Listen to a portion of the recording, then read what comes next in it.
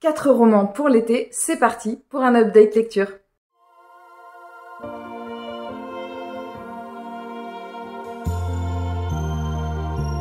Aujourd'hui, je vais vous présenter mes 4 dernières lectures qui sont un début de saga, une saga qui a continué et 2 services presse qui sont des tomes uniques. Je vais commencer tout de suite d'abord par les sagas et je terminerai après par les tomes uniques. J'ai continué la saga de Jussi Adler-Olsen, le département V avec Karl Mork. Donc le principe, c'est le 4e tome, dossier 64, chez le livre de poche. Je l'ai lu en lecture commune avec Barbara. Le principe du département V, c'est que c'est une cellule, en fait, qui est dans la police danoise, il me semble. Et donc, Karl Mork, en fait, c'est un enquêteur qui sort, en fait, d'une fusillade, qui a coûté la vie à un de ses coéquipiers, qui a rendu un autre de ses coéquipiers complètement paralysé. Et Karl, il est un peu au fond du seau, et par un hasard heureux ou malencontreux, on va dire plutôt heureux, il se retrouve à la tête du département V, qui est un département qui va faire des cold cases, donc reprendre des enquêtes qui ont été abandonnées faute de preuves. Et donc, dans le premier tome, on va suivre Karl Mork, qui va construire son département, et on va suivre un petit peu comment il va construire son équipe. Donc dans le tome 1, on a au moins un membre, je crois qu'il y a je suis pas sûre qu'il y ait les 2 qui arrivent, mais petit à petit, bref, on va voir l'équipe se construire. Dans ce tome-ci, on va suivre la montée d'un parti extrêmement nauséabond qui se trouve dans un extrême qui va en fait monter progressivement au pouvoir au Danemark, et on va voir en fait comment Karl Mork va déterrer une affaire qui est liée, ou pas d'ailleurs en fait, mais qui peut potentiellement être liée à ça. Et on va suivre aussi en fil rouge l'enquête qui a mené Karl à la tête du département V, c'est-à-dire l'enquête sur la fusillade dont il a été victime. Cette lecture a été hyper particulière parce qu'elle faisait extrêmement écho à la politique actuelle quand je l'ai lue. Et du coup, c'était hyper flippant. Voilà, et moi je prends toujours énormément de plaisir à retrouver Karl Mork, qui est un enquêteur. Je pense que c'est l'un de mes enquêteurs préférés. Parce qu'il est drôle, parce qu'il a un rapport avec son équipe qui est hyper bienveillant et plein de tendresse. On est au sein de la police, mais Karl, en fait, il correspond pas du tout aux policiers méchants, avec des gros bras. Enfin, vous voyez, le gros bras qui essaye toujours d'être au-dessus de tout le monde. Pas du tout, en fait, il est complètement dépassé par le reste de son équipe. Mais volontiers, en fait, c'est pas un problème pour lui parce qu'il joue pas son ego. Il élève son beau-fils, il vit avec son beau-fils et avec un locataire. Après, je vous laisserai découvrir ce qui se passe dans sa maison, mais voilà, c'est hyper intéressant. Ce sont toujours des énormes pavés, ils font plus de 600 pages, et ça se lit 665 pages, et ça se lit hyper bien, hyper vite. Par contre, le seul petit bémol que j'ai trouvé dans ce tome-ci, c'est que je trouve qu'on ne suivait pas beaucoup les personnages. J'ai trouvé ça un peu dommage parce que j'avais envie d'en savoir plus sur la vie de cette équipe. Et l'autre bémol, c'est que c'était vraiment hyper sordide. Mais bon, après, souvent, les enquêtes du département V, c'est pas des trucs rock'n'roll, hein. Après, par contre, c'est glauque dans le fond, mais ça n'est pas détaillé. Donc, c'est pas sordide. C'est glauque, mais pas sordide. Enfin, je sais pas si vous voyez le style, mais si vous connaissez pas cette saga de livres, écoutez, d'enquête, je vous encourage à les découvrir. Il faut pas être rebuté par la taille du livre, parce que vraiment, ça se lit tout seul. Je continue toujours avec une saga. Là, il s'agit, juste avant c'était le 4e tome, là il s'agit du premier tome d'une saga que j'ai commencé. Ça faisait hyper longtemps que je voulais commencer cette saga. Et je suis pas du tout déçue d'avoir commencé. J'ai lu Les Étoiles de Nocette de Sophie Jomain aux éditions J'ai lu. J'ai lu ce livre. J'ai lu chez J'ai lu. Ah, merci. J'ai lu ce livre juste après avoir lu le département V, là, le dossier 64. Donc j'avais besoin de quelque chose d'un peu plus léger, et c'est tombé à point en fait. On va suivre une jeune fille qui s'appelle Anna, qui va avoir 18 ans dans très peu de temps. Elle vit avec ses parents à Paris, et en fait sa grand-mère vit en Écosse, il me semble, à Wick, oui c'est ça. Et donc, ils partent tous les trois pour aller voir sa grand-mère qui n'est pas très en forme. Anna est une jeune fille qui n'est pas attirée par les choses de l'amour et qui n'est pas attirée par... enfin voilà, elle est dans sa petite bulle avec sa meilleure copine. Et en fait, quand elle va arriver sur place, elle va retrouver un ami d'enfance, le frère jumeau d'une amie d'enfance, puisqu'elle vient tous les étés à Wick, et elle va faire la rencontre d'un homme. Je peux pas vous en dire plus. Je ne peux pas du tout vous en dire plus parce que, enfin, d'un jeune homme. Et je peux pas vous en dire plus parce que je ne savais pas du tout où on allait aller. Et en fait, c'est un peu la découverte de ce bouquin. Je peux pas non plus vous la comparer à une saga que j'ai lue il y a longtemps qui a été extrêmement addictive. Tout ce que je peux vous dire, c'est que cette saga a été chez moi extrêmement addictive. Ça a très bien fonctionné, ça se lit très facilement. On est sur du young adulte, on est sur du pitch assez basique avec la jeune fille qui parfois est un peu en détresse, un peu fragile et à la fois un peu forte, mais à la fois un peu tout. Qui aurait pu me faire lever les yeux au ciel. Mais en l'occurrence, ça venait vraiment à point nommé, ça faisait plus de légèreté après Dossier 64. Et vraiment, c'est la lecture hyper addictive.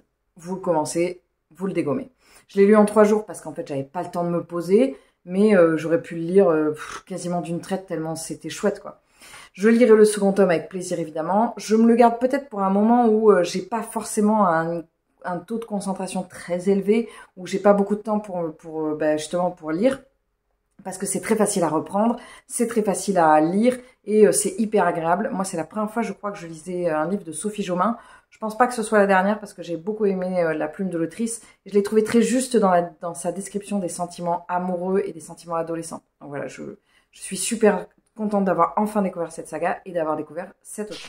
La lecture que j'ai lue ensuite, c'est pas vraiment un service presse, c'est un livre que j'ai gagné avec la maison d'édition, mais comme je suis à moitié, peut-être en part, mais c'est pas sûr parce qu'en fait j'ai pas encore eu de service presse. Je peux pas l'annoncer comme un service presse, mais bon, c'est un livre que j'ai gagné dans un concours. C'est une autrice que je voulais découvrir depuis très longtemps et je suis hyper contente de l'avoir enfin découverte. J'ai lu L'œil du héron de Ursula Le Guin aux éditions Les Moutons électriques. Ça faisait hyper longtemps que... Enfin, ça faisait hyper longtemps. Ça faisait 1 an que je devais avoir ce livre dans ma pile à lire et que j'avais envie de le découvrir. On va suivre ici 2 communautés qui ont été envoyées pour former une colonie sur une planète. On n'en sait pas trop. Elle s'appelle Victoria. Il y a marqué là, mais on n'en sait pas trop sur cette planète. Bref, ces 2 communautés vivent ensemble. Et on va arriver au moment où une des communautés est allée voir un petit peu ce qui se passait un peu plus loin. Et elle va revenir de son expédition et il va y avoir une discussion entre les 2 communautés. Est-ce qu'ils vont décider de partir vivre, d'aller un petit peu coloniser la planète, ou alors ils vont rester où est-ce qu'ils sont?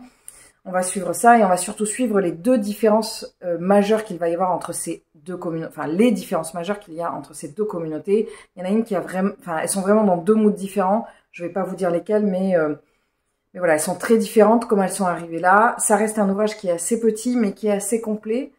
La seule chose, c'est que on n'en sait pas énormément sur l'univers, mais cette histoire, elle aurait pu être transposée un peu n'importe où. C'est de la SF, mais elle aurait pu avoir lieu n'importe où, n'importe comment. Ça pourrait arriver sur Terre, à n'importe quelle époque. C'est hyper intéressant de voir comment l'autrice, elle arrive en très peu de pages. Je crois qu'il y en a moins de 200. Ça, il y en a 190. Comment l'autrice, en 190 pages, elle arrive à nous planter vraiment un décor au niveau de l'ambiance et de l'historique de ces 2 populations, et de voir qu'est-ce qui va justement les éloigner ou alors les rapprocher. Et elle vient nous dresser le portrait, nous brosser le portrait de personnages qui sont quand même assez bien décrits et assez intéressants parce qu'on s'y attache.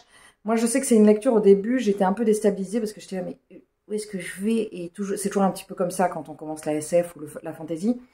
Mais très vite, on retrouve les codes. L'écriture de Ursula Le Guin est hyper agréable. Ça se lit vraiment très facilement. J'avais peur que ça ait vieilli un petit peu. Parce que Ursula Le Guin, c'est quand même 1978.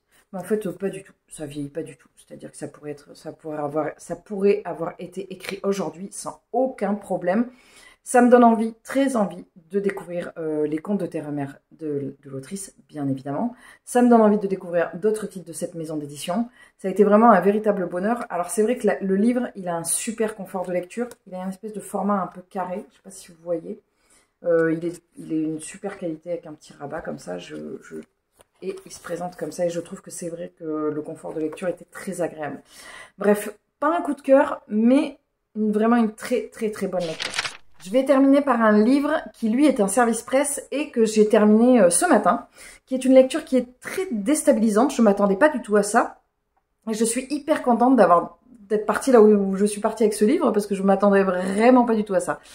En même temps, je pense que je n'avais pas lu la 4e de couverture, ce qui est un petit peu ma spécialité, mais en tout cas, ça m'a amené à une très bonne surprise. J'ai lu La librairie ambulante de Christophe Morlet chez Récamier. Alors d'abord, l'objet livre est très très beau. Voilà, c'est un tout petit livre, mais c'est un très beau livre avec des rabats. Hop, et il y a des motifs à l'intérieur. Donc celui-ci, je l'ai reçu en service presse. Il a un petit côté un peu velours. Je remercie évidemment infiniment la maison d'édition de m'avoir fait confiance. On va suivre ici un frère et une sœur qui vivent dans une ferme. Ce premier pitch m'a déjà déstabilisée parce que j'ai eu l'impression de me retrouver avec Anne de Green Gables. Et d'ailleurs, quand j'ai fait la chronique d'Anne de Green Gables, j'étais en train de le lire et j'ai eu un petit mix parce que je me suis dit, mais qui est qui? Donc déjà, ça partait avec un a priori très positif. Donc on va suivre un frère et une sœur qui, Hélène Miguel et je ne sais plus comment, Roger Miguel, qui vivent tous les deux dans une ferme. Et vraiment, ils découvrent les joies de la ferme, voilà, faire des choses simples mais naturelles. Sauf que en fait, Roger, il fait un peu sa life puisqu'il est auteur et que, en fait, c'est surtout la pauvre Hélène qui découvre les joies de la ferme, parce que c'est elle en fait qui fait, même si elle fait moins, elle mène moins la vie de ferme parce qu'elle s'occupe surtout de faire à manger et tout ça. Eh ben, elle est tout le temps là, elle est tout le temps assignée à résidence en fait, alors que lui, il fait un peu il vit un peu sa meilleure vie, il va à droite, à gauche, parce que voilà, il est auteur, donc il est auteur à succès en plus, donc il part un petit peu à la découverte des villes.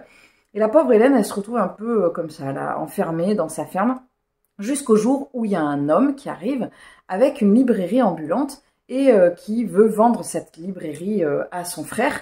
Et elle en a un peu marre que ce soit toujours son frère qui décide de partir, que ce soit toujours son frère qui vit des aventures. Et donc elle en a un peu marre, elle dit « Bah non, c'est pas comme ça que ça va se passer ». Elle fait l'acquisition de la librairie et elle décide de partir à l'aventure. Et là, on va suivre les aventures d'Hélène avec cette librairie, comment ça va se passer. Et c'était hyper agréable, c'est vraiment une lecture qui est pleine de touches d'humour, pleine de poésie, pleine de tendresse, où on va découvrir l'émancipation de cette femme qui approche de la quarantaine. Oh mon Dieu, la vieille dame, elle a exactement le même âge que moi, elle a 38 ans, je crois, dans le livre. Et donc, voilà, c'est pas la même époque, on est au début je pense que l'auteur, il est du début du 20e. Oui, c'est ça. Donc, pas tout à fait la même image de la vieillesse ni des femmes. Mais justement, c'est ça qui est bien, c'est que c'est un livre qui a plus de 100 ans, enfin, qui doit avoir plus de 100 ans, je pense. Et pourtant, l'auteur, il fait pas preuve de condescendance avec le personnage d'Hélène. Pas du tout. Elle est pas du tout décrite comme une pauvre femme un peu simplette. Non, non, pas du tout. Elle est décrite avec plein de malice et plein d'envie de découvrir, de curiosité. C'était vraiment très très chouette. Ça a été vraiment la lecture. Je m'y attendais pas du tout. Je m'attendais pas du tout à ce qu'on parte à cette époque. Je m'attendais pas du tout à ce qu'on soit sur quelque chose d'aussi... une fois que j'ai compris qu'on était dans un livre qui avait un certain âge, je me suis dit, oh mon Dieu, ça y est, on va avoir droit à une vision des femmes catastrophique, mais pas du tout. Et c'était hyper agréable. Vraiment, c'est pas un coup de cœur, mais c'est une lecture qui est comme un petit bonbon. Elle est assez courte, pareil, elle fait un peu moins de 200 pages, je pense, 185. Et vraiment, ça a été la lecture qui fait du bien, qui est agréable, qui est pas très longue, parce que je pense qu'il n'y avait pas besoin d'en tartiner pendant des tonnes et des tonnes de pages, ça servait à rien parce que je pense qu'au bout d'un moment on aurait tourné en rond avec cette histoire. Mais voilà, c'était super bien dosé, hyper agréable. J'ai beaucoup aimé la plume de Christopher Morlet et j'ai beaucoup aimé suivre Hélène que j'ai trouvée délicieuse. Voilà, c'en est tout pour cette update lecture qui pour moi au moment où je le tourne sera le dernier peut-être de l'été. J'espère pouvoir vous en préparer d'autres à mon retour parce que je pars là pendant un certain temps. J'espère que dans ces lectures, il y en a certaines qui vous tentent. N'hésitez pas à me dire, comme d'habitude avec des petits emojis. Donc on a des étoiles, des navettes spatiales, des dossiers ou des signes liés à la mort et des signes du début du 20e. Donc je pense que là, il y a moyen qu'on voit 4 symboles avec, 4 emojis différents. Je vous laisse faire preuve d'imagination et vous lâcher dans les emojis. J'espère que vous allez bien. J'espère que vous passez de bonnes vacances si vous êtes en vacances. J'espère que vous n'êtes pas, c'est pas trop dur de travailler si vous travaillez. En tout cas, je pense très fort à vous. Je vous embrasse. Je vous souhaite une très bonne journée, une très bonne semaine, un très bon mois, une très bonne année. Et je vous dis à très vite dans une prochaine vidéo. Salut!